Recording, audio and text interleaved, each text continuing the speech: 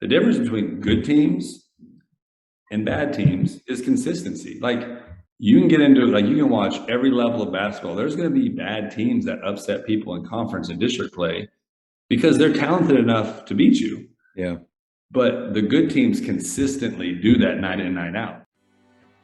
Welcome to the Jamodi Podcast. We are all surrounded by amazing coaches and leaders. So let's get an inside look at not just what they do, but how they do what they do. After all, becoming the best versions of ourselves is Jamodi, just a matter of doing it. Today we are joined by the head boys basketball coach at Lake Dallas High School, Brian Miller. In his 13th year as the head coach, Coach Miller is known for turning around programs. He's had great success at Bridgeport, Weatherford, Haltom, and then Louisville High School, finishing with winning records at each stop. Coach Miller was a standout player at Louisville High School, which allowed him to have a solid career at SMU. Before we hear from Coach, take a moment to subscribe to our podcast and follow us on social media at Jamodi Podcast. Yeah, well, thank you so much for giving up your time and talking hoops with me.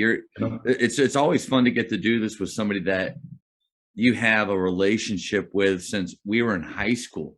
Yeah, I mean, going down to San Antonio Gassos together. Yeah, doing the little one join a team and just go play. That's right. That's right.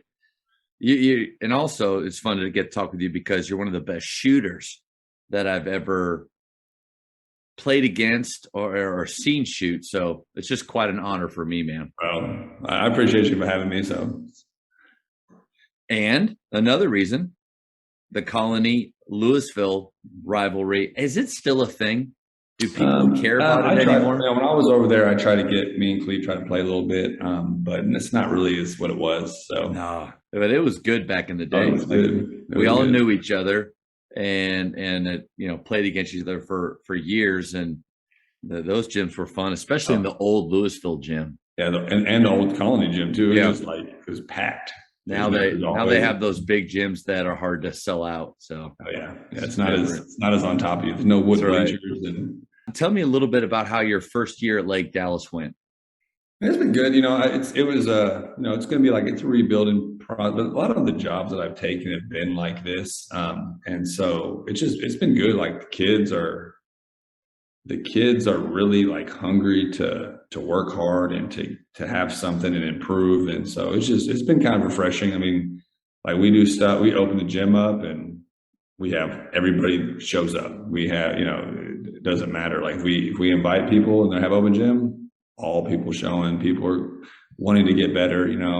It's just the process of teaching them what to do when they get in there. But we had a weird group because we had a lot of seniors and then we had a lot of freshmen, and then we didn't have a very, very many sophomores and juniors, and so it was kind of unique, but it was good. I mean, I really enjoyed it. I enjoy the community. I think it's a cool place with the community. It's kind of like a small community feel.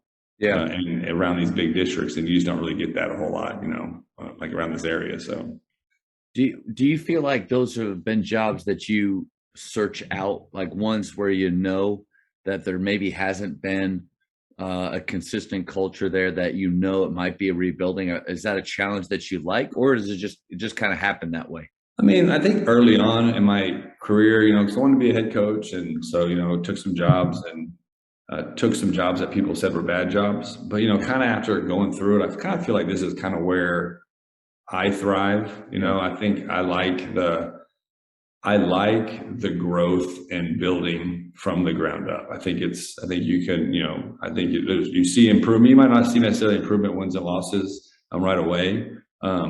But just building the culture of everything, of how things need to go, because it is. I mean, if your culture isn't good, you're only going to be competitive when you have good players, and you're probably not going to be successful as you could be. It's like if your culture is bad and not as talented, you're not going to be competitive. And so, and I think when your culture is right, when you have those good groups that come through, then you got a chance to have like special teams. And so that's kind of my thing is just, and I think a lot of kids we coach, aren't going to have the ability to play at the next level. Yeah. I mean, the statistics are there for a reason. And so it's just teaching these kids like how to be a part of something bigger than themselves, and that's that. And I think, and this is my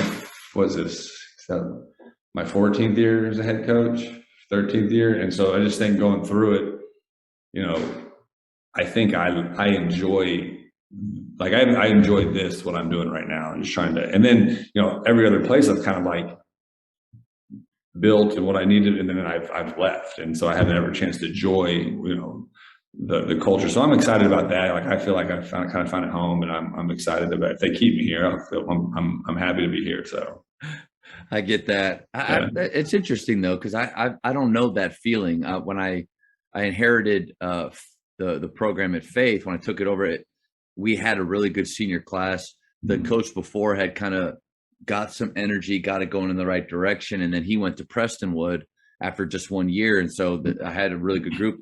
It was almost like my second year was what you're talking about, coming in and building. And so we went from a good year to a losing season, and then kind of building right there, where I found out, okay, this is who I really am and who we really have. But to your point, I think it would be fun I know what I'm getting into. It's probably going to be rough, but we're going to build this thing together. Yeah, that's interesting. Yeah, and I think the growth you see in the kids, is unique, because you might not, like, even like this year, like we end up winning, 3 district games and 11 total games, which is the most they've won in a while.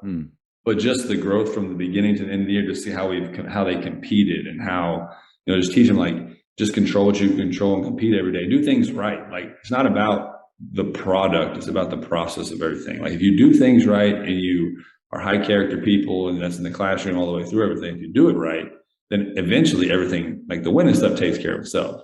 If you're in it to, like, I always feel like you just want to be at a place where you have a chance to be competitive, because you're not going to, like, if you're in it to, like, I mean, in my opinion, in my view, how I do it, like, if you're in it to, like, win state championships and all that kind of stuff, it's just you're gonna drive yourself crazy. And I think just the day-to-day, if you got to enjoy the day-to-day grind of everything. And so, and that too, playing at Baylor and just being a college player, if you don't enjoy the grind, you're not gonna make it. It's a grind. And so that's kind of like the focus we try to put on them, and take away so much of the product. I think the youth sports model is all based on, like, the product instead of, like, actually developing and doing things the right way. So, and that's just kind of how I want to build our program. So many times I get to talk with coaches and ask them about their culture, but they're at places where they've already established it. I mean, I haven't had the opportunity to speak to many guys this was my first year, or I'm going into a new place. So how does culture drive performance? And based on all the things we've already talked about, what were some of those things you just wanted to make sure that you established when you first got there? Well, I think the biggest thing for me is accountability, and that's all the way through. And I think I'm very black and white, and I kind of went into things like, I don't want to treat the players differently in the sense of the accountability side. I know, like, in game stuff, like, certain players will have more responsibility, so on and so forth. But like that, the character stuff we do. And I think that's the hardest thing when you come in, because whether, like, this is, like I said, this is my 5th head coaching job taking over, and whether it was good or bad, like, it's different. And so kids have a tough time with it being, especially the juniors and seniors. And so, and even, like, if you're at a good, like, I've known guys that went into good programs and they struggled because it's different. It's like, well, we did this last time, but this way we had success, so it's about buying in. And I think really the biggest thing with our culture is, I'm big on being there at everything. Like, I feel like if I'm going to open the gym, I'm going to be there, because I always tell our guys, it's hard to lead if you're not there. Like, if I'm saying, hey, we're going to get up at 5:30 in the morning and go do some stuff, and I come strolling in at 8, that, like, for me, like, if I'm trying to lead by example, especially when you're at places that haven't had success, right? They don't know what it looks like. And so we're really, with our culture stuff, we're trying to get kids to commit. And I tell them, like, whether I'm here or not, in 5 years, I'm probably still gonna be coaching somewhere, but, like, this is yours. So, I try to create as much ownership in the program as them. and the guys that show up, and so I have a lot of programs that we do. Like we have a fall season, we have an end season, we have a spring season, and we have a summer season, and they're all based around some sort of point system to rank the kids. And a lot of it's based on, like in the spring, it's more individual development. It's, like right now we're doing a lot of stuff that's, getting shots up, showing up. And then it's also, so it has like a combination of being there and then being what you're doing. Yeah. The work. If you're, like if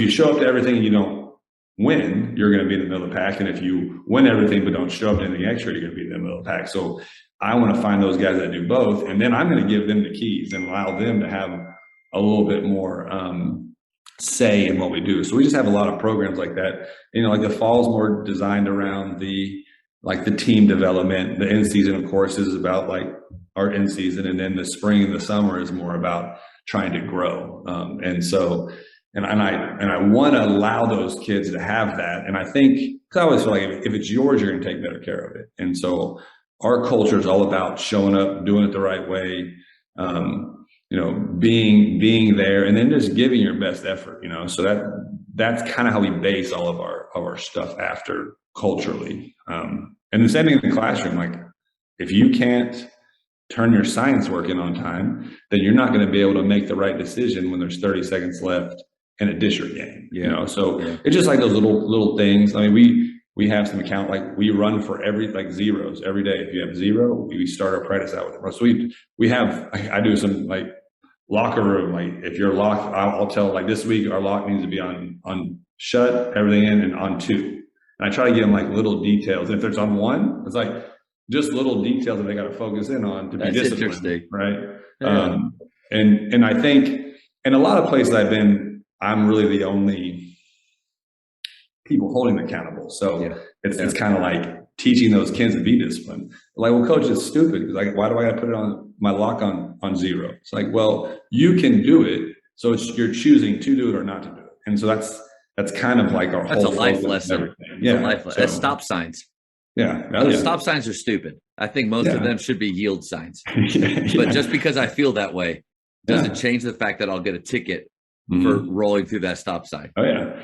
And I tell people all the time, like, even it's like stuff in the classroom, like, well, you have to learn how to, like certain teachers you can be different with, context. You got to know the context of the room. Yeah. And part of that is knowing the individuals. One thing I love that you said, and I've never heard anybody say, you're right. Like coaches will come and go. So but a lot of us coaches will talk about, it's our program. Yes. But like they're a part of it. I like that idea of these kids, unless they change schools, they will always be a part of the Lake Dallas program. And there will come a time where you're not anymore as the coach. There will be somebody else, but it'll always be their school, the same way the Colony for me, Louisville for you. That's a unique shift, because the key with culture, standards, how you show up every day is really wanting ownership from them and them to feel like they're co-contributors to what you're creating. That framework or way of shaping it, I think is really cool. Yeah. I mean, and I just think that I always look back at my experience. If I felt like I had control over something that was mine, I was going to, like, if I'm just like showing up and somebody telling me what to do all the time and I'm just doing it. Well, first of all, I'm never going to get any better because I'm not going to know how to do stuff. Because a lot of the stuff we do is I try to teach, because I don't feel like kids know how to work. I think we talked the other day a little bit about pickup stuff. I don't think kids play pickup. Like we're doing a lot of that stuff right now and trying to teach kids how to compete. Because if you always have to have a trainer, or you always have to be in a structure. If you have that, you're gonna reach a cap, because you're not always gonna have somebody there.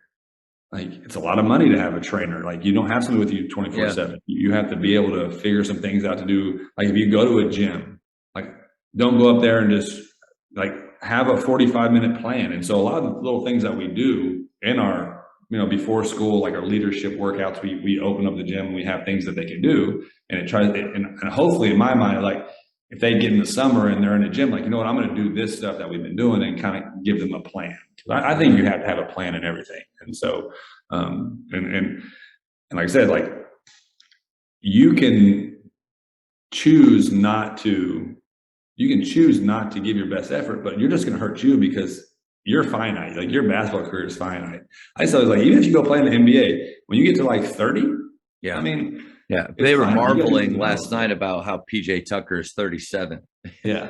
I know, And yeah. he's still going. Yeah, Another thing you said that I don't think I do a good job of is, and maybe I've gone too far, of allowing kids to choose. I mean, obviously they have the choice whether they show up or not, Mhm. but I don't necessarily reward the ones that do. Mhm. You know, Yeah. it's almost like, yeah, if you show up, the natural byproduct of that is you get better. You know, Mhm. you show up and you have the right plan, and you work smart, you work hard, and you work consistently. But the ones that don't show up, especially at Faith, I've really backed away from, you know, the coach speak, passive aggressive, you know, or Yeah. straight calling them out. It's their choice. Yeah. But then I don't know. I think maybe you know, you can go too far in that of the guys actually think it's okay Yeah. that Yeah. they don't show up. And Yeah. so I don't know. Yeah. What's the balance there? So what I do is I don't like, I might have some of the coach speak with like where you at, but I post everything. So they see. So like, for example, we have like in the spring, Monday, Wednesday, Friday, we had like early morning weights. They could come attend. If they came, they would get points. Then we'd have shooting. If they came, they would get points. Every shot they get up, they get a certain amount of points. And so each week, what I do is in the spring, our top 5 guys or our top 6 guys are on our top team, whether they're one of the best players or not. And so and that's how I break up our groups. And then I post it. And so it's one of those things where they see it. And I tell them, I say, the spring's all about your development. So like, you're going to basically be grouped in the guys that are going to work the hardest in our period. So like, whenever we get into our athletic period and we do our team stuff, like I'm going to group the guys that are showing up all the time together. And so it kind of makes a competition. And then I create a thing like in the summer where our top 4 guys basically are like our team leaders, and they have a draft and they pick all the kids in the program, and they're responsible for those kids to get them. So it kind of starts creating this like where I'm not always the one trickling out. Like now you're like, and so at the end of the summer, there's a reward for that. So like if you, and I always tell them, you can fire one person from your team. So like if you draft somebody and then they're not doing anything, you come to me and like, coach, I'm trying to get them. You have to show me like proof that you've tried to like encourage him. He looked at me bad, coach. I'm firing him today. No, so then we can, and I felt like I moved them to a team, like their own team. And so like, and so it like creates this accountability within the group, because like the biggest thing I notice when I go to places that don't have culture, and like kids don't like to, and it's even with they don't like to hold kids accountable because they don't know what it feels like. So they're not going to step out. And so I try to create everything we do is trying to be competitive. So yeah, I don't really like make them come. It's not, I tell them, this is not mandatory, but I mean, realistically, the people that work harder usually are the ones that get better. And even if you're a guy that shows up all the time and you're not as talented, you might not, like, you're going to put yourself in the best, like you might be a JV kid right now, but then you might be like a guy that gets a role in varsity. Just because you work the hardest doesn't mean you're going to get the most in the game, but you're going to put yourself in a position to be successful at your max level. You know, some kids on max level is only being a high school varsity kid role player. That's your max level, but you put yourself there. If you didn't do these things, you never would have got there. And so that's the hard thing for kids, but that's kind of what we're trying to do. So I like that system though, because it definitely takes a lot of the guessing out. And I had somebody say that peer pressure is good. Mm-hmm. Like, or there's a part of peer pressure that can be good. Mm-hmm. And we need to, as coaches, tap into that, where the more that guys are doing it, and the more that it's in their face, and then more they see others getting rewarded, and that accountability is coming from them. Oh, as Coach Butterfield at UTD said, you know, you got to use that peer pressure that kids have with each other, but for good. And I see your system doing that. Yeah. And I'm weird with stuff, like even like during the season, like I grade all the practices and everything. I have like a system, and I actually play the guys that are the most productive. And so everything's productive. And it's funny because like I really never have parent meetings because the kids always know. Like I probably had 2 or 3 parent meetings my whole entire career with playing time stuff because the kids know every day where they stand. Yeah. And I've always wanted to be that way because I think when we played a lot of times it was like the mind game stuff, but I'm like, I try to be real direct and clear with everybody. And you might not like what I think and you might not agree with me, but this is where I stand with you. And so I try to base everything off that production stuff. And I'll have assistant coaches when I go to them like, well, he's our better player. I'm like, yeah, he is, but this kid is playing better than him. So at the time, like we're better with this kid playing. Now, if he produces, we're better with him. But I always feel like potential is a dangerous thing. Like, oh, he's got the potential, yeah, but he's not producing. So yeah. And I think that kind of goes into outside of basketball. Like if you want a job, like I got a big job interview and I don't prepare for it. And I got to go win that job interview. Like I have to be more productive. And then sometimes you're going to do that and you're not going to get the job because life's not fair, but that's just what it is. So you can only just control those little games that every day. So. Yeah. And again, I think the brilliance too in your plan is that for players, they'll have a lot of clarity. I think one of the hardest things for players is just really not understanding why. And a lot of kids just don't know the questions to ask to get those answers from coaches. So they'll just sit in this place of not knowing. And then on the parent meeting side, we know that it always comes down to playing time. Oh, yeah. And we're getting to the point now where this is based on what I see isn't a good enough answer for parents. So something that you have is it gives them something actual like data to look at. I think that's really smart. Coaches, the Jamodi podcast is powered by Ballogy. What's your BSA score? The Ballogy Skills Assessment is the only verified skills metric endorsed by the NAIA, NJCAA, and a growing number of NCAA coaches to discover and develop the best talent for your team. This 4-minute, 40-shot test can be taken free today on the Ballogy mobile app. Elevate your game. Culture is not just one activity. It's not just something you do at the beginning of the season, you check it off the list, and then you're done for the rest of the year. It's every day. But I have learned, and I'm fascinated to find out what are some of the interesting culture activities or things that coaches do to help build that. What's something that you feel like is special that you guys do?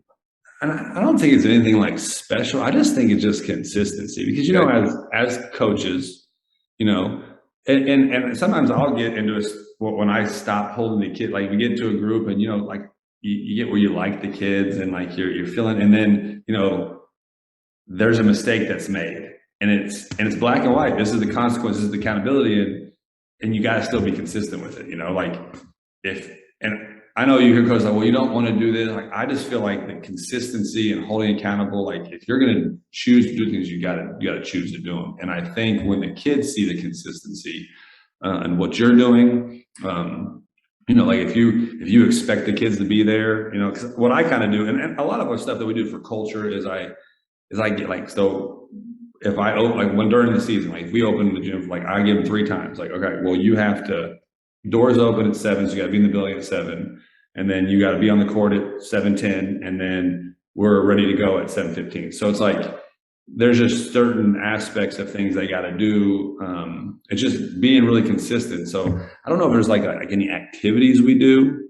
I think throughout like all of our programs, like I said, like our spring season, like everything I have, like we'll before the spring starts, we sit down, we have a meeting, and we lay out what's supposed to look like, what the expectations are. I'm very clear with them, and then we just hold them accountable from that point. And you'll lose kids too because they don't want to do it. Like we lost a kid this year because he didn't want to run for zeros, and I was like, well, you don't want to play because you don't want to be held accountable. That's the only reason. It's nothing to do with basketball. You just don't want me to hold you accountable for things that you don't want to do. That's outside of the basketball court. And so, just like putting it kind of in their court a little bit to say like, this is yours. These are the things that I expect. If you don't meet this expectation, there's going to be a consequence. Now, and then if it becomes a consistent thing, then we look to move part ways. But I just think that's the biggest thing that I found culture. I think it was And we were in the district with him this year, but I don't think he ever knew that. I never really told him this, but like when I was a younger coach, like I'm still pretty young, I guess, but like starting to be the head coach, that Danny Henderson had it was one of those TABC, like the handouts they sent home, and he had like an article about culture and about talking, clapping, enthusiasm, and I kind of really bought into that, like. Those are the things that we have. Like, it's hard to hold kids accountable every day to like be enthusiastic and have high energy, because sometimes we don't feel like we have enthusiasm, high energy as just humans on the day-to-day grind, right? Yep. And so just being consistent and saying, hey, if you look, we look, like every drill we do, we have a consequence for it, and it's all laid out. And I just think that consistency and that accountability is all that culture is. I really, and that's kind of like how I try to design everything we do. Yeah. Gannon Baker had a great point, that you can't coach what you don't possess. Mm-hmm. So if you have a lack of enthusiasm and energy, it's going to be really hard for you to coach or hold your guys accountable with that. So like, I'm not naturally a raw person. Yeah. I think basketball kind of, as a player, that was a role that I had to fill, or else I would have never been on the floor ever. And then, but I also see the value in as a coach. How do you sometimes hold them accountable for some things that you even struggle as a coach yourself? I think one of the biggest things is I let our guys know, I was like, look, this is our plan, and I'm not always right. I'm going to make mistakes. I'm not going to always meet the goal and the expectation as well. But I have people in my life that are I need our coaching staff needs to hold each other accountable. You guys need to hold each other accountable as a group. And I was like, and you know how it is. I mean, I love doing what I do, but there's some days you just don't want to get up. It's like just the grind of being an adult, like having to be somewhere on time. Just forget coaching basketball. Yeah, just life. Just life. Like I don't want to necessarily. When you have babies, it's like 2:00 in the morning and you're sick. You don't want to have to get up and go do, but you have to like do these certain things, and just saying like sometimes you're going to come in and try to use like this is your outlet. Like I enjoy this, and so it's my outlet, and so. I try to mimic the first year or so, I try to be that guy, and I'm not really that guy either. I'm not but I try to be the high energy guy. I try to give it as an example, and then I expect them to do it. And then I'll start one thing I really liked, I went to Baylor's practice with Drew, and he had like certain people in charge. Like if somebody didn't have the right gear on, there was a leader for that. So those people would have the consequence for those type of things, and just try to figure out ways for those to get the kids, and just know like, hey, sometimes you're not going to feel great, but you're going to have to find a way. And then as a teammate, you see that guy's not growing out, you have to find a way to get him going. And so, we go through like our boot camp, like we kind of go back and forth between competition stuff and all that we do throughout the year between individual and team. And sometimes you got to pick each other up. Like there's days that I don't feel good. I'm going to need you guys. I don't feel good today. I threw up all morning. I'm here. I'm going to need y'all to pick me up. I don't have the energy to be rah-rah today, or this guy right here is struggling. He's injured. Like, so it's just, I don't know if there's like a specific thing. I think it's just when you see it, you got to correct it all the time. And that becomes annoying to the kids. And over time you're like, well, if you're consistent, I'm telling you the same thing all the time, but if like you see it one time and then you like the next day, it's like you don't correct it because you're just not feeling good. I think that it sends a mixed message. It's like, I think the consistency is very, very important with that kind of stuff too. So, I just to encourage you, I think you're right on the money. Whenever I say culture building activity, I think people think, go out to a lake house, and around a campfire and we tell stories, and that is a part of it, and sometimes that's all people do. That's where culture ends. I think what makes your activity, which consistency, man, just like anything else, it's a choice. And when you were talking about bringing enthusiasm or spirit, working with PGC really helped me in teaching athletes that, one, all of these things we're asking them to do, it's a choice. Mhm. Spirit is a choice. For some people, it's easier than others. Just like Mhm. waking up early. For some people can do that. I don't like to. I like Yeah. to sleep in. I like Yeah. to stay up at night. So like Mhm. you got to make that choice though. And what they talk about at PGC is when you feel like you really have to make the choice and even fake it a little bit until you Mhm. make it, that's when it's the most important time to do it. Oh, Because yeah. if you're feeling that way, probably other guys are feeling that way too. And Yeah. that's how you can start to lead them in the direction they should be. But that choice thing and your consistency, it is an activity that you just happen to do every day in everything you do. Yeah. And you know how it is. Like the difference between, we actually had this conversation today. The difference between good teams and bad teams is consistency. Like you can get into it, like you can watch every level of basketball. There's going to be bad teams that upset people in conference and district play because they're talented enough to beat you. Yeah.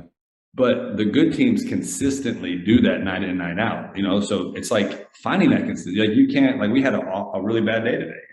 We talked to them, was like, look, you can't have 2 great days and then feel good about yourself. And then like, it was a bad day, but it's not about the way. Like I try to tell our kids, like, I'm never going to ask you to do anything that you can't control. I'm not going to get mad at you if you come out and miss shots or like we'll teach, but like I'm only going to hold you accountable for things that you can control. And I think that is like kind of a thing for our kids. But for kids, like it gives them some comfort because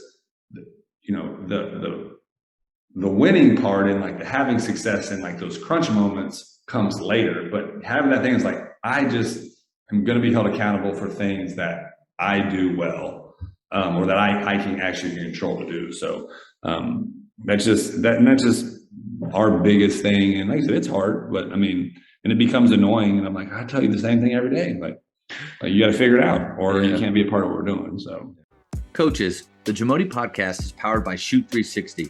The future of basketball has arrived in Dallas-Fort Worth. Shoot 360 combines the latest sports technology with the fundamentals of basketball skill development. The result is a one-of-a-kind video game-like basketball program designed to improve your shooting, dribbling, and passing. Visit shoot360dfw.com to learn more and register for your free 1-hour workout evaluation. Shoot 360, the future of basketball is here. I can't wait to find out about your favorite style of play to teach because again, I know you. We've had a friendship for a long time, but I don't know if I have a good understanding. I know you're a good shooter and you played for a great high school coach, but then you played at SMU, you've been all these places. And so, favorite style to teach, what do you got? Well, so it's funny because, I kind of went through, like, as you kind of go through your playing career and you play for certain guys, and then you kind of start trying developing what you like, like in high school, we were like straight motion, 3 out, 2 in, Bobby Knight, and it was fun to play for because everybody screened for me. And it was like, you and John Havens, you and John Havens had a great time doing that. Like, go screen for him. Like, okay, cool. But just one of those things where like the more and more I do it, like my favorite way, and I think probably once I kind of figure, like being at Bridgeport and then through at Weatherford and trying to figure out through, and like when you have less athletic kids, and I kind of got to Haltom, and I kind of started having this mindset, like, like it doesn't really matter what type of kids. I feel like you have to find ways to get a transition. And so teaching the kids how to play in space and spacing and play fast is kind of like, and I really like, I'm a man-to-man guy, and I really like picking people up full court and teaching kids, and some groups you wouldn't be able to do that, but just like pressure defense and try to create situations where the game gets up and down. I think for a couple of things, I think kids like to play that more because it's more how the game is. And I think, we kind of do like stuff motion with the rules, but like our transition is like, I really like the game when it's fast paced. There's certain things I don't like. I don't love pitch ahead threes. I like paint touches. Like, so some of the stuff that I was like ingrained in whenever I was growing up, I kind of like melded in, but like if I can get guys to get up and run and jump and play fast and just make it chaotic. I enjoy that because it's kind of like a controlled chaos. Like it's not like rolling the ball out. We have a lot of structure in our chaos when we do, but it's putting positions and we shoot a lot. Like we do like a 20,000 shot club. I mean, we probably shot we have like 12 guys or 15 guys in our two athletic periods right now. And we probably shot over 40,000 threes as a team, because I think that's the great equalizer, if you're smaller. And so, and now it's hard in high school. So you can't really like this year, for example, we were huge. And so we didn't have any guards. And so it's kind of hard to play in transition. We don't have guards. Mm-hmm. But if I had to pick a way to play, just having that freedom for kids to get out and play in space. And I'm not I don't like dribbling, we have some rules, like we don't allow them to drive. Like if I drive and pitch it to you, like you can't drive off of a drive and pitch, you have to, we got that shoot it or move it. Shoot it or move it, and it's just probably simple rules like that. Teaching kids spacing, because I think if you teach the kids, like if you teach them how to play, you can run whatever you want to run with them. If they know spacing, if they're all they know is like how to. So that's my way, and it's a lot different than when I played in high school and even in college. It was more like you're gonna come down and we're gonna screen a bunch and we're gonna move it and we're gonna throw it inside and we're gonna work till we get open shots.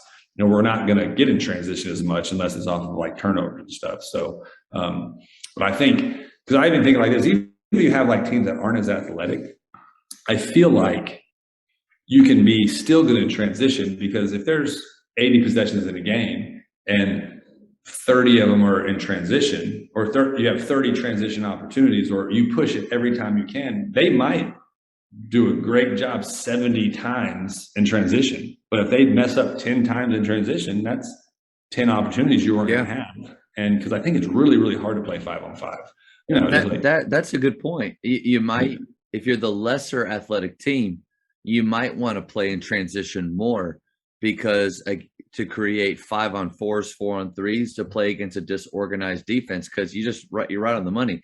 You against a more athletic, bigger, faster, stronger team, 5-on-5 in the half court, man, I give the advantage to them. Yeah, you might get challenge jump shots, and then it was funny and then you can kind of mix as, we actually went through a stretch, because we had a different group this year. So we got certain teams we played the Birdvilles and the Richlands, and they were really, really tough teams. And, we were competitive in some of them, and they still beat us pretty good, but we had some good moments. But we'd always want to try to attack in transition. We got to a point where we would try to attack in transition. We didn't have anything, then we pull it out and we just kind of make them come get it. So it's like we were playing fast and slow. And I tell our kids all the time, like, hey, if you like, transition is your time. Like, you have freedom to play. If it's in a half court, it's me, because I'm going to control in the half court, because I'm going to dictate what we get for the most part, because especially when you're less talented, and so it's like, people want to play fast, but they don't want to play fast. They don't want to run hard. They don't want to do the right things. They just want to come down and shoot quick, bad shots. And so it's just teaching the kids that way. And I really enjoy it. Like, I enjoy coaching it. You feel like you have a little bit less control. Oh, you definitely have less control. You kind of do. But I also feel like that moment between like the second and third quarter, it is like first quarter, you come out like there's adrenaline. People always make shots. It's like, and then that middle stretch is where I think transition takes over the game. I think there's a lot of opportunities for those runs, because it kind of, it is how the game goes. And then you put yourself in position those last 5 minutes to try to grind out a game. And so that's kind of how that's really like how I like to play. And I know sometimes in high school you can't do those, sort of like we can't run and jump.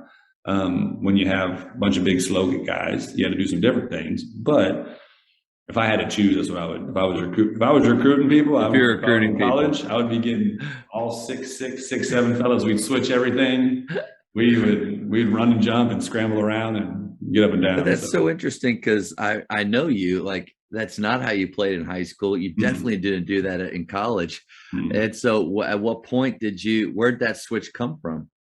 I think it just came from like just as the game evolved too, because you know how it is, the game is completely different. And you know, finding ways, like when I was at Bridgeport, you know, went to Bridgeport, they hadn't won a game in like 3 years. Like it was something crazy like that. And so just trying to figure out how to be competitive, and then trying to do some things we did in high school. And then, you know, the 4A level, you can do a little bit, you can play differently because not as necessarily as good depth of players. And then you get to like, I was at Weatherford and I tried to do some of the same things. We're playing the Arlington Buoys of the world. I'm like, no, those guys are, doesn't matter. You know, you can't not guard people because they're just, you know. And so, and then when I kind of went through Weatherford and then got to Haltom, I just kind of started getting things like, man, like how can we get easy baskets? Because you know, like if you're shooting layups and free throws, you're probably going to win. I mean, if you make the most layups and free throws, even like when you go back to like we go back to the scout teams that shot the ball really well, it's like they might make 10 threes or 11 threes. But what usually those teams usually win and beat you is because they're hitting those threes, and then now you're over pursuing, and now they're getting layups. And the layups and the free throws is what beat you, not the threes. And so just trying to figure out how can we put our kids in a position to get easy buckets. And then like even like the way the game is going, if you do have kids that are able to play the next level, like that's how the game is. The game is more developing them really well, you know? Too. Yeah. And so, and I also feel like just teaching them spacing, you know, we don't really like have like from the middle school up, like a structured offense. And then we just do that with every group. We just try to teach the kids to play in space without dribbling, you know, give them certain cues. And then, you know, it's funny because, you know, I was probably like the worst defender ever in high school and college. And I'm like, if you can't guard, you can't play for me. I probably wouldn't have played. You know? If your high school coach could hear that, it'd be like, it'd be funny. What did you say? Like, man, what this guy? He couldn't guard anybody. And so, you know, I'm really like just building that like toughness, getting up, making people uncomfortable, because I feel like if you can make people play one-on-one, you've won. And if you are having to play one-on-one, you've lost. Even if you win or lose the game. Like if we can it was funny. I remember I was at Weatherford and we were playing North Crowley, and we went through this little thing. We had it called a double fist, and basically we'd get in a 2-3 zone, and I look at, and they'd call their zone offense, and then we go to man. And then I look at the coach, they go, and it went back and forth. And I remember we were playing at our place, and the point guard looks at Brack when he goes, he's like, they keep switching. He's like, you're better than them. Just drive by them. And I looked at him, I was like, that's right. So they ran their man offense. It's harsh, but it's true. But it's true. It's like, and so it's just those things, just like that. It's just funny. So, you know, but two things on, because I love the decision that you have made to play your style, and I feel like we align, which is funny too, because it's a style I didn't play either. I've felt this way. You and I now coach the styles that we wish we would have played. Yeah, like I love Coach Thomas, and he did allow my senior year a little more freedom because there's 2 NBA players on our team, and that was pretty smart. You know, and me and Hammock, we're okay. And so, but in college for sure, I mean, we ran flex quite a bit. Mm-hmm. And so I like teaching an offense or a style of play that I would have loved to play myself. Oh, yeah. 2 things that you said that jumped out. One, like the threes, we actually talked to our guys about all of the threes that we shoot being a little bit of smoke and mirrors. Mm-hmm. Our goal is to get up 30 to 40 attempts a game. We never talk about makes, because if we get up 30 to 40 attempts, and that means that we're creating the type of defensive closeouts and pressure that we want to stop that, so that the paint is wide open. Mm-hmm. And that's why there's years where we shoot a really high percentage in the paint compared to what we do everywhere else, but we're okay with all the attempts because of that illusion of we're playing Westbury, and their coach yells at his bench, all they do is shoot threes. And I thought, you know, we got them at that point, because they're going to start to close out differently. Their help will be farther away towards other guys. And And then the second thing, I wanted to make sure I got you straight. You said you don't like pitch ahead threes. I'm not now if I have like a special guy, like I would shoot the pitch at three. That's what I'm saying. Like, No, but like I don't love it because I always feel like if we're in transition, because a couple things, one of the reasons why I do like to play up tempo is I feel like when you're smaller or you're less athletic, you have the ability to rebound more, because you're really in transition. Like and I thought of this like how many people work on transition blockouts? There's always somebody free. It's really hard to block out in transition. So you can be like if you can teach your kids to play. I mean, for example, most blockout drills are controlled. Yeah. And so like, the pitch ahead three, I don't ever feel like we have people in place to rebound. Because usually you think about it, it's like a pitch out, we pitch it ahead. It's either like a make or miss. And it's like, and so, I want to give our kids opportunities. We had a weird year. Like we were one of the biggest teams and I had like a couple bad injuries and we turned into like this small young team, but we averaged, I remember we went and played Denton Ryan with a bunch of little fellas and we had 20 offensive rebounds. Wow. And I think if you can teach your kids to play really, really hard, you can shoot some of these transition shots and it's going to lead to easy baskets or multiple opportunities. And so like, unless you're like a 40+% shooter guy, which, if you have one of those guys, like, I don't love it because if I'm thinking about the time we get a rebound, we outlet it, we dribble, we pitch it ahead, there's nobody really inside the 3-point line to get that. And so, so for me, like percentage wise, I feel like, well, it's a 40%, it's a 33% shot. So that's not bad, but if I have somebody rebounding, maybe it's maybe we get 2 of those, now it bumps up that percentage. So that's really the only reason I don't like it. Okay. Like when I had Keontae, that dude, if you pitch ahead, you can shoot it, because you don't have those type of kids. But as a general rule, and I always think like, now I do like the walk up three. So if we pitch it ahead and we walk up, we take that one. I always feel like if I pitch it ahead and nobody's in front of you, you can probably get a paint touch. Yeah, that's true. Think about how do most people shoot? Like everybody has shootaways and Dr. Dishes. Where do the shots come from? It comes from the paint. And so just trying to put the kids in the positions where they work on, like those are the shots I feel, because we started getting, like on our scout report stuff, we started looking at, I got more about playing players instead of playing, I kind of get off topic, but kind of instead of playing against the teams to a degree.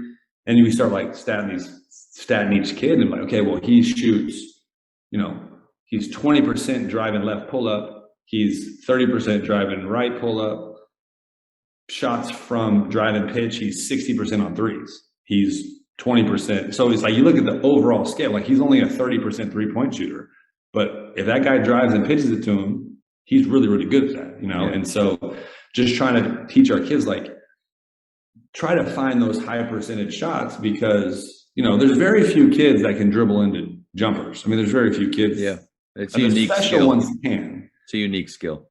So you need that skill. And so just trying to put these kids in position, like, and really for like those role player type kids, how it is. You can like watch some of the playoff, like the Mavericks playing right now. A lot of their guys making shots, like the Bullocks and the Finney Smiths and the Kleba and all, like they're just going to catch and shoot. And so they're not going to be able to make a play. So they're trying to put themselves in position and, the special guys that can make plays. And that's why you teach those guys, in transition, give it to the guys who can create and then try to create for those guys that aren't going to be creating. And so that's just going to make us better, so, and that's just kind of my whole philosophy on it. And I know, and really like, over my career, like we don't have a lot of wins, but I feel like my whole goal is just to be playing our best basketball by the end of the year and doing it the right way, and I feel like we do that, then you're successful. I think people judge success differently, but that's just kind of how I judge success. So no, you're right on the money with success. If you're only basing it on wins and losses, then crap. There's only a handful of successful teams a year, but there's tons of people that overcome that. They have some adversity that most teams will fall apart and they still figure out a way to do great things, or or they're just improving and it's not at the rate that you need it to, but they're still improving. I just want you to know, I accept your answer. When you first said it, I mentally just kind of flinched, but you're right. I get the offensive rebounding thing. I've gotten to a place where I don't know if it's a good place, but I try to judge every shot based purely on, like, we have a shot scale, a rating scale that all of our guys live by and we all communicate by. So there's a lot of clarity there. And I try to judge the success of possession just based on the rating of the shot that we get. So time doesn't matter. Passes don't matter.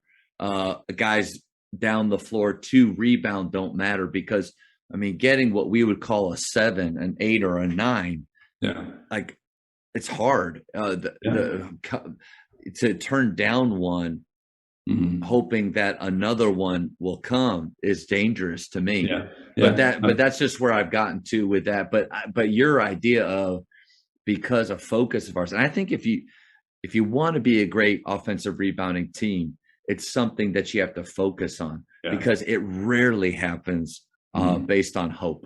Oh yeah. We, like I said, that's part of like our grade sheet. Like, I have like a grade sheet and we sit down with our coaches at the beginning of the year and we're like, what do we need to do to be successful?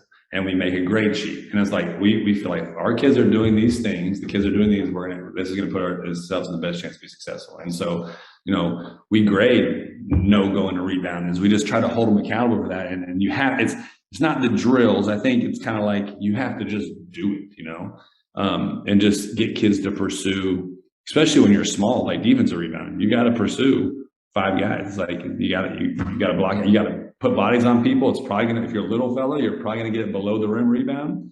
So if you go stand with people, you're not going to get it. Just that consistency. But to your point, like, I don't think there's any right and wrong way, but like, it's like, what do you choose to work on? Like, that's right. You probably you can't do everything. Yeah. So what do you choose? Yeah, if you choose, you probably work on pitch head shooting. And we kind of like have our stuff based off of pitch head attack and just have certain ideas, because just of how we design stuff. And so, like I said, it is like, there's all different types of ways to be successful, and it doesn't matter what you do. It's just what you decide to commit and what your plan is. The Jamodi podcast is powered by Sideline Interactive.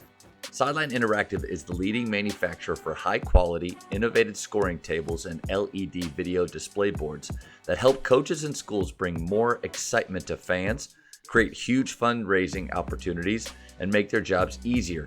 Visit sidelineinteractive.com to check out their amazing products. Based on you as a shooter, I would imagine that it would be really fun being in a practice with you, because I think the emphasis that you'd put on it, probably, the way that you talk about it, you could see kind of the passion come out. If you had your guys walk in the gym, you have a limited amount of time and you want them to play a shooting game, but it's your favorite shooting game, what do they go to? I really I like doing like the 80, we call it 90 and 5. So it's just basically, you probably said before, where you have a group and they have 6 guys and they have 5 balls, and we do 10 minutes. And so they got to make 90 at each pass. So they basically, guy got the ball, you pass it to him, he shoots it, and you just follow, and you got to make 180 as a group. And we do that every single day. And there's a couple things, because I think,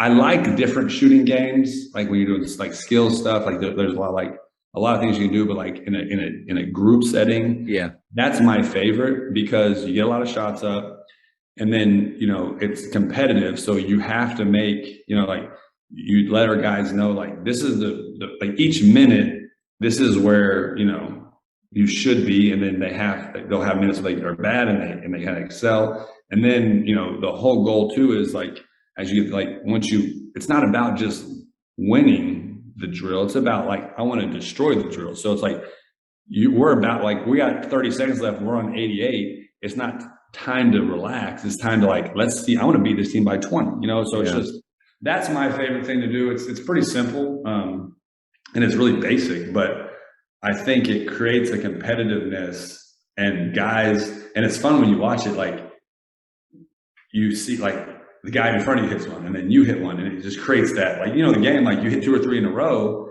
it creates that Momentum, confidence, that momentum. And then you see guys miss several in a row. It's like, okay, well, you got to find it. And like a lot of it depends on how hard they go, how fast they move. They get more shots up. We've even done it too, where we count the makes and the attempts, and they have to reach a certain goal. Like they got to get a certain amount of attempts up as well as making. So that's my favorite thing to do. Like we do that every single day. Like I'm big on like the form shooting. We do touch shooting. Like we kind of like every day we do 12 minutes, 22 minutes of this stuff every day. And a lot of this stuff is like our extra stuff. So they come in and we do shuffle shooting. I'm real big on left, right step when you shoot. And we just, and I teach kids, everybody shoots it differently, but I like to, my big thing is like, keep it high and let it fly. Like you want to shoot it where you catch it. And the less motion you can create in your shot, the less room for error. So, you can shoot it like, Larry Bird, like he was an amazing shooter. Like, so these guys, they can do those things, but it's just, you have to be perfect in that every time. And those guys are different, like if you have a short, compact jump shot, well, your error, like if I had a robot, I tell kids, if I put a robot out here and calculated it and put a ball and from this spot, it would make it every time. So like, if you can find that consistency in how your shot is, that comes with shooting, that's a big thing. And so I really try to teach them, like, don't drop it. I know a lot of this stuff today, like it goes against some of like the shooting stuff, but I'm like, less motion, keep it high. And if you're going to shoot it, just shoot it, like don't throw darts, and give kids confidence. And and I'm like with you, we talked about like with the shot chart, like I haven't ever done that. And I think I might try to start doing something like rate the shots,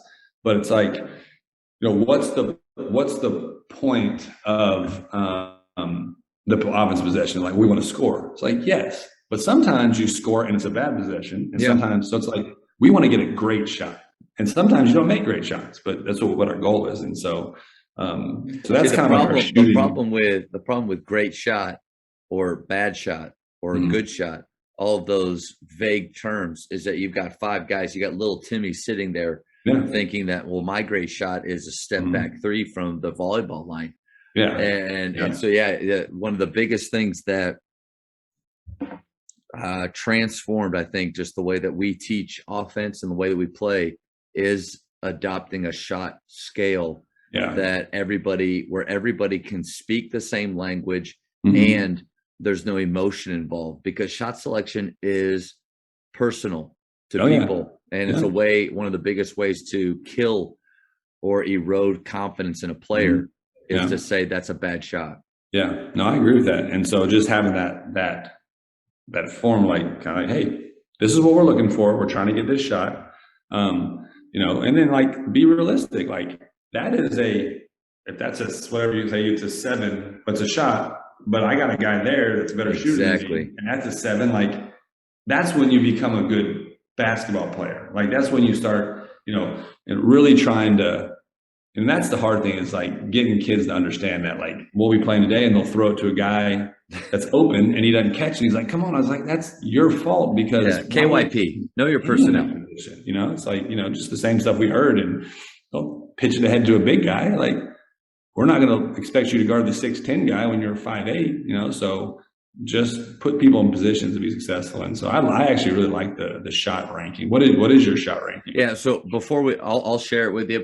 Before we do that, you're on the right track already, though, with how can I clearly tell a player, you are open, but because he's really open, that ball needs to go there. The only way that you can do that is if you're tracking their shooting.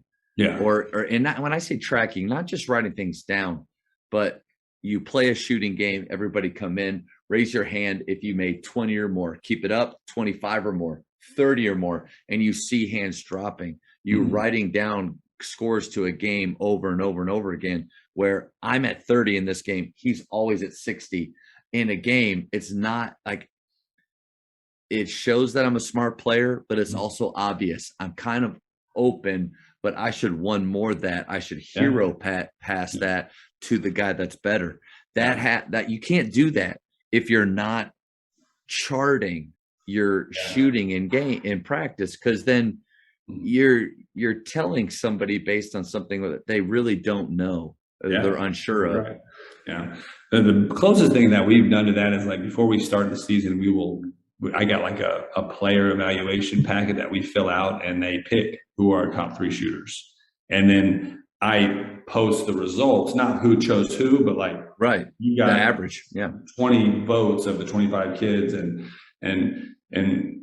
you start seeing people, you ask them like and you see real quick what people think of themselves, and I use that a lot sometimes to kind I of like that. gauge because this kid is going to be at best a role player on varsity and he puts himself as the second best player. Well, it's like he doesn't have Come on, Timmy. he doesn't have a realistic view of himself, and so it's like now you have to realize like, yeah, well, so it's just stuff like that. And I think that's great, just having the kids know, because it's hard. Like we played with the mind games. Like our coach would try to like it was like a psychological something. Like someone show up and like, what is like you never knew where you stood. I have taken the complete because I didn't like that plan. Yeah.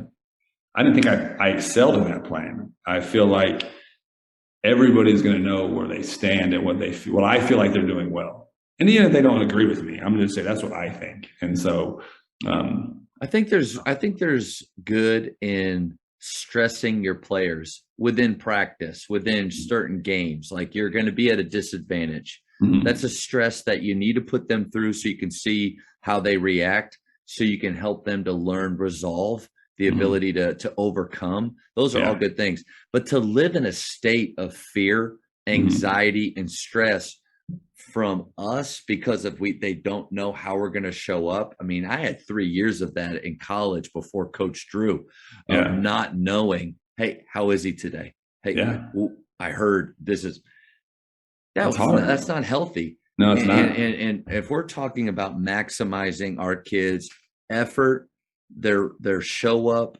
their confidence, we have to create this environment where those things can flourish. And I think you're doing a really good job of that. And confidence is the biggest thing, and I don't like telling kids that's a bad shot. I'll tell them like, hey, it's off 1 foot. So like, that's not like, I don't like shots off 1 foot. I'm a big 2 foot in the paint guy. I kind of got to that. Villanova taught us that's the Villanova. Yeah. The Villanova Jay Wright, world. But like you said, if you have a kid, like I had a kid at Haltom, he was not a very good shooter, but he was a Division I football player and he was just a competitive kid. And he knew that he wasn't a good shooter, but he was so competitive. We'd be in games. He would step into one early and he would throw it in. So I never really tried to get in the kid's head like, that's a bad shot. What are you doing? If it's a challenge shot, or like I would say, hey, it's a challenge. Let's find a better one. But if you're always wondering, is this a bad shot or not? Kids aren't going to make it, especially subpar shooters, and you know how it is. You play certain coaches that those kids, they're telling those kids not to shoot, and you don't have to really guard them because they're going to be so timid. And so kids that their eyes never reach the rim. Yeah. It bugs me. It bugs me. Yeah. So shooting scale, you want to hear it real quick? Yeah. Okay. So I got this from PGC, so I can't take credit for it all, but it's one of the best things that, I mean, I didn't have it at McKinney. I got it my second year here at Faith, and it's transformed really the way I coach, because shot selection is when coaches ask me about shooting or about playing fast, I always start with shot selection, because it's the thing that will save you from tough conversations with players or conversations that erode confidence, but it'll also free them up to take shots and to not second guess. So it's on a scale of really 1 to 10, but we start with a 10, and it's kind of a fun activity. You can ask the guys, what's a 10? What's a perfect shot? And you'll get 6 different answers. A layup, a dunk, a free throw, an open three. And I'll kind of come back around. have you ever seen one of those missed before? Or I'll say, raise your hand if you've ever missed a wide open layup. I have, and I give them an example. In Iceland, I missed 2 in a row on a 1-on-0 fast break. So like it's possible. So like, guys, let's just kind of like take them off the hook a little bit, guys. Let's just acknowledge the fact that there's no such thing as a 10. Okay. Yeah. You know, your parent comes up to me and says, you make that shot all day. No such thing as a 10. So then we got, okay, what's a 9? A 9 is a wide open layup. And guys, we love 9s. Like we will hunt for 9s. We will try to find a 9 every possession if it's there. And if we shoot a lot of 9s, guys, we're probably going to win. We never get upset about missing 9s. Like 9s are just, that's what we're hunting for. And then I'll skip 8 real quick and I'll go to 7. 7 is a wide open jump shot within your range. That within your range part is, I think, where even if you have a shot scale, if you don't show them what their range is by shooting games and by charting, then your scale is flawed. You'll still have people questioning. So that's what I said. I feel like you're on the right track because you're charting things, you're having them do shooting games. And we don't have a list of charts all around. We verbally, we have, all we do is shooting games. We don't do really anything volume wise, because I want them always shooting a shot that I feel like there's a time component, there's a pressure component, and an in a row component. Because those things are realistic to what a game feels like. So because of that, and I mean, there's billions of those. That's extreme. There's thousands of those games that you can play, and I'll find new ones all the time. I just got one from Mike Dunn, the shooting coach, the other day. I had a talk with him, and he's 99 shooting. You get 3 points for a made 3, and then -3 for a missed, and you got to get to 99, and you got to get there as fast as possible. Like I haven't done that with my guys yet, but that's a great game, and because you would get there in 33 shots, you'd get there because you'd make 33. That's 99. Me, I'd probably take 5 minutes because I'd go negative for a while, then move back up. But so once we establish what their 7 is, I tell them, guys, like my 7 is a paint touch. Like my 7 is right at the block because I don't shoot anymore. I can't play. So we will establish what your 7 is. If you're open for a 7, you can always shoot that 7. Yeah. That 7 is not tied at all to time, score, and momentum. Doesn't matter.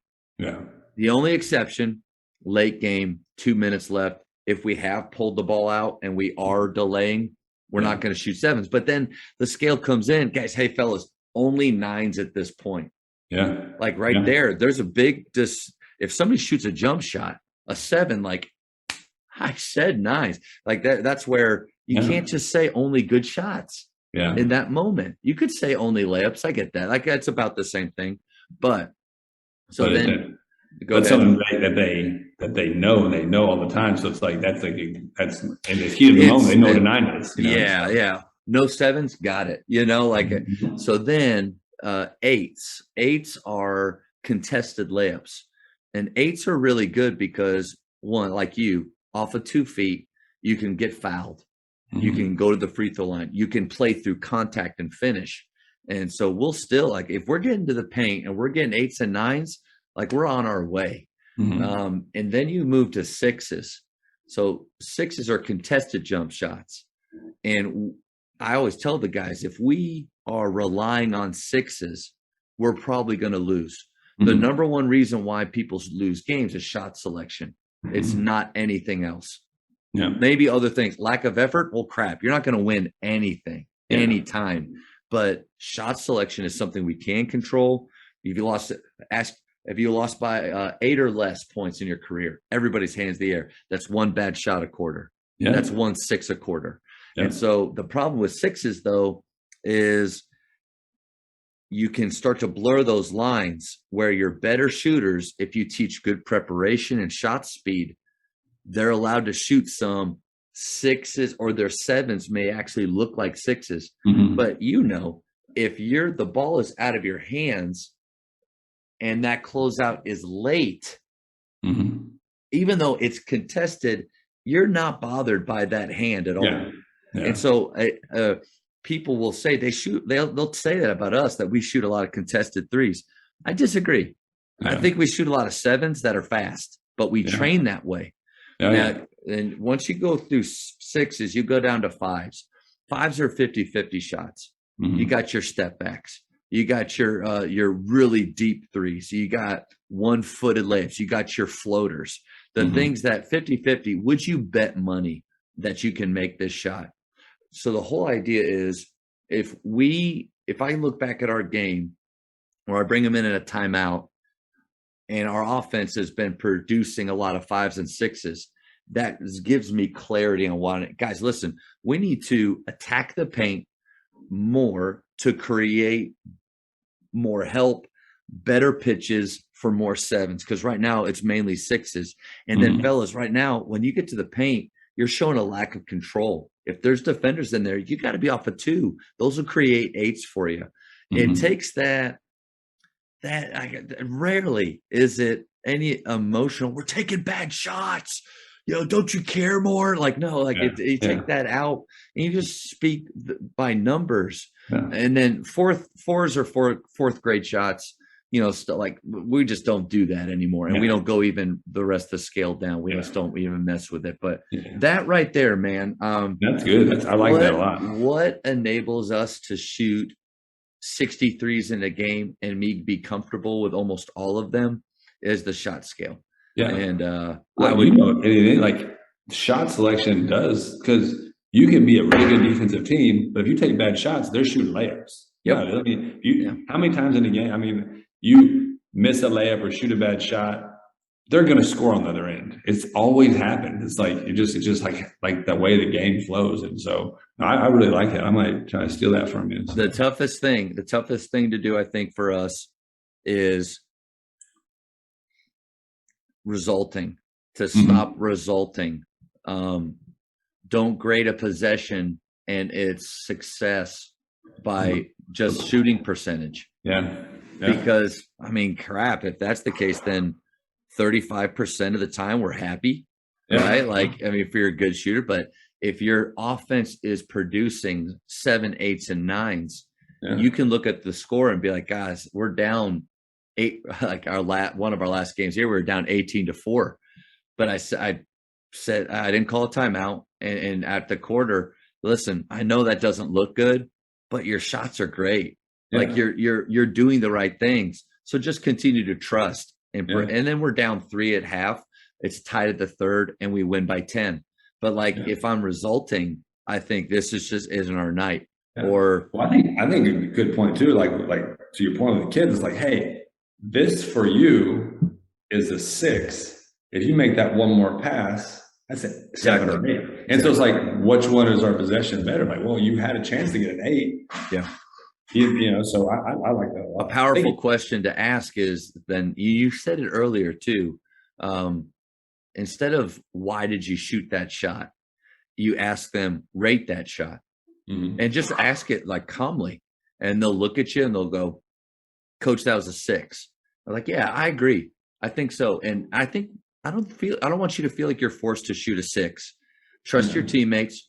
What if it's a 6 and he's close in your bubble and there's no one else to one more to? What can you do? Well, Coach, I can lift. Yeah, you can lift them, and then you can attack, and you can take that advantage that was given to you. You didn't cash in, but now you can create an even better one for your teammate. But it's a way to go about shot selection. You're still telling the truth, but you're not ripping them apart.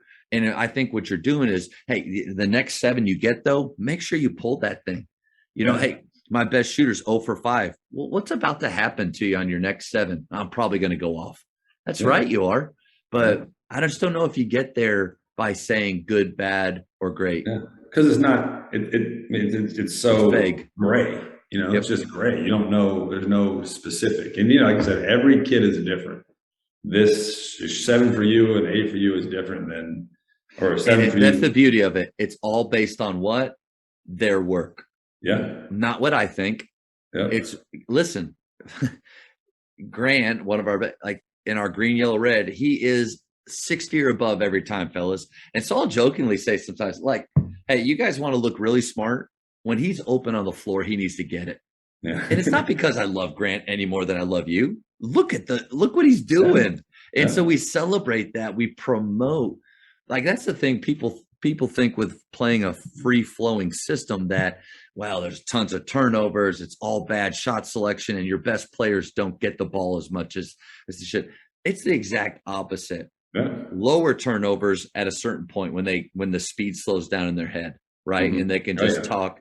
They can talk slow while the game's going fast. Like, that's important. That's the thing. And then shot selection, it flips, or the percentage flips to where we're shooting the right shots fast, but we're not having a lot of makes. And then the best players, like, there's a pecking order, a natural pecking order that flows. If our worst shooters are shooting more shots than our best players, it's going to be discussed. It's going to be like, they're going to know, instead of, oh man, this is great. Like, no, and I don't like that you're open for a reason. All of our guys should be shooting if they're open. Yeah. Yeah. Sorry, man. I just went for a long time. Nobody's ever asked me to talk about shot selection. So that was my window. I like it. No, I'm probably stealing that from you. So we might be. I stole it. It's the great. best. I'll tell you, it's the best thing I've ever stolen. Yeah. Right there. That's awesome. I want to go through the speed round with you because one, I mean, you've given me an hour and 20 minutes of your time, which is incredible. But the speed round, I know you, but I'm going to really know you after this. So even better. You ready? Yeah. Favorite ice cream flavor? Rocky Road. For high school, shot clock or no shot clock? Shot clock. Texting or talking? Probably text. I don't know.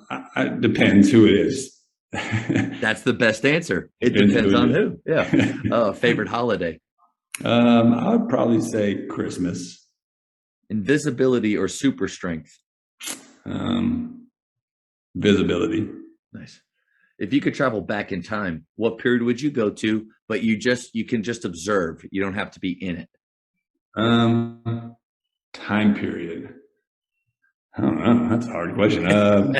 You can pass. I would like to observe like the time of Jesus. Yes. Like that time. Time. I just want to walk around a little bit. Like, just see what it was like. Favorite junk food? Chocolate chip cookies. Okay. Your favorite place to travel? I like going to the beach. We used to go to the beach, Nice. so it didn't really matter. Just kind of get away. I'm going to go three more because we're about the same age. Favorite childhood TV show? When I was little, it was Family Matters. Nice. I loved Urkel. I'm not sure why I loved Urkel so much. Did you like Urkel when he became Stefan, though? I mean, I didn't like him as much. That was uncomfortable. That was uncomfortable to me. It was uncomfortable. There's another side to this guy? Like, no. It was weird. I like this Gorky Urkel. That was a good one. How many cups of coffee do you drink per day?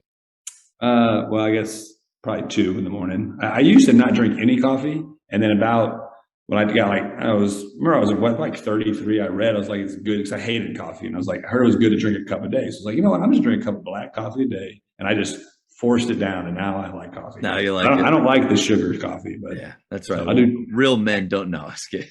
No. Last one: Godfather or Star Wars, or you could do neither. Godfather. Interesting. I'm a big organized crime, like Sopranos and stuff. About or even like the cartel shows. Oh yeah, those are very interesting to me because I'm like, this really happened. This is unbelievable. Like these guys actually do this stuff in real life. I mean, it happened. Like some of those stories are great. I watched those narco shows. Yeah, just kind of American Gangster with Denzel. That's a good one. Yeah, I don't know. I like the drug cartel shows, which I don't know what it says. I'm not going to read into that too much. I'm not sure what it says about it, but your tagline for the episode is going to be, I really like the drug shows. Hey, man, just thank you so much for giving up so much of your day. And this has been so much fun for me because just to get to learn more about you as a coach, because I've always known how good of a person you are, husband and guy. So this is really special for me, man. No, I appreciate it. I'm glad we got to do this. And I said, I I respect you a lot, and I think you do a great job. And I kind of follow you anyways on, and just so I'm glad. I need to talk to you more and steal some more stuff from you. So, let's talk some running and gunning, because I can't help you defensively at all. I can't do it. But I love getting to talk about that offensive side, and so. But I think I love what you're doing, and appreciate you, man. Yeah, well, I appreciate it, man. Thank you for checking out today's episode. Please take a moment to subscribe to this podcast, share it with your fellow coaches, and find us on social media for what's coming up next on the Jamodi Podcast. It's just a matter of doing it.